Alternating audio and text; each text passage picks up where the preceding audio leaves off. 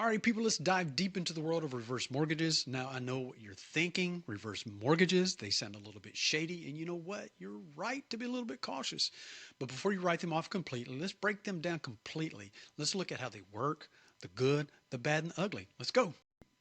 So it's your golden years, right? You're enjoying the golden time of your life, but maybe that nest egg isn't quite as big as you hoped. A reverse mortgage lets you tap into your home equity to get some extra cash. Here's what you do. You really think about it like it's a house paying you. Your house is paying you instead of the other way around. Now you're going to say, Scott, what is the catch? Well, here's the catch. You're not making monthly payments, but that doesn't mean that the money is free. Interest and fees are still going to be adding up over the time, and the loan balance grows larger and larger over that period of time. You're basically delaying the repayment until you sell the house or move out permanently, or until you know that final destination. We walk through those pearly gates. But you say, what if my house isn't worth enough to cover the loan when I kick the bucket? Well, with most reverse mortgages, you or your heirs won't owe more than the house is actually worth, which is really a nice feature of it. It's a really great safety net. Now, here's where things get a little bit tricky. There are different types of reverse mortgages, and some are a bit riskier than others. You've got your HECMs, which stands for Home Equity Conversion Mortgages. These are the most common and have some government backing, meaning that they're insured by the Federal Housing Administration. This gives you some peace of mind because if something happens to the lender, you're still protected. In fact, HECMs make up 95% of all reverse mortgages out there, as you can see from this chart. But here's the thing about HECMs. You got to jump through a few hoops to get one. First off, you or someone you're applying with has to be at least 62 years old, and you'll need to have a counseling session with a HUD certified counselor. This is actually a good thing because they'll walk you through all the ins and outs, the risks, the different payment options, you know, the whole big shebang, so to speak. It usually costs about $125, but you can sometimes roll that into the loan. These HUD certified counselors can be found on HUD.gov. There's a section within the website there that has a section in there for seeking HUD certified counselors. You can search by your zip code area, and you'll get a list, 2 or 3 pages list in your local area to meet with one of these certified HUD counselors. I highly recommend it, particularly if you're going to go down the path of a reverse mortgage. So you have to really be careful because there are these proprietary reverse mortgages that you can see from the slide. And what these are offered by private lenders, and they might have different rules and fees. Sometimes they offer bigger loan amounts, which can be tempting, especially if you have a higher value home. But here's the thing. They might not have the same protections as HECMs that we just talked about.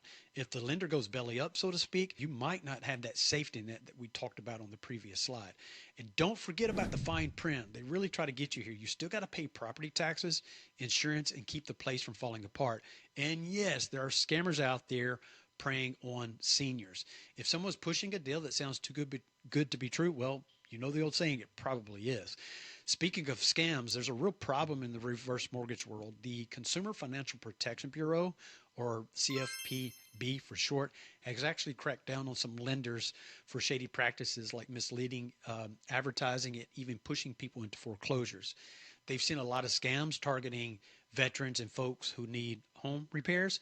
So be extra careful if a contractor suddenly suggests a reverse mortgage to pay for that leaky roof. And you can look, the Consumer Financial Protection Bureau, this is their official logo. You can search it up. I will have the link to all these, the HUD.gov, the certified counselors, the Consumer Financial Protection Bureau will be in the notes below. Now, while I'm thinking about it, if you guys want a copy of this, there'll be a pinned comment to this video where you'll be able to click a link and to download a free copy of this guide that I've put together for you. So it's free. Just check the link, the pinned comment, and get your free copy. Now, moving on. Now, obviously, one of the main questions you're probably thinking about is how much can I borrow?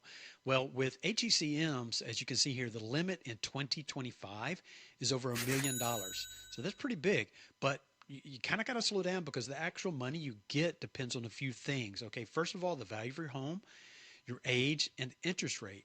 It's a bit complicated, but basically the older you are and the more your house is worth, the more you could potentially borrow. And and you usually need to at least have 50% equity in your home to qualify. You can see this chart that I put together here. It's a little bit cut off. This will be in the show notes as well. And also in the PDF copy of this, you can see the full chart a little bit better than on the slideshow. So you can kind of take a look at this, gives you a good gauge. But here's what I want you to understand is don't worry. You don't have to figure all this out yourself. Lenders can help you crunch the numbers. Usually they do this for free. And also I would have these conversations with that certified counselor that I mentioned a couple of slides ago. But keep in mind, they also do a financial assessment to make sure you can still handle these property taxes and insurance payments. And you can't be in debt to Uncle Sam, all right? They're not gonna give you a loan. So make sure all those taxes are paid. You're up to date on all that stuff. Okay, moving on. Now, what happens when you transition?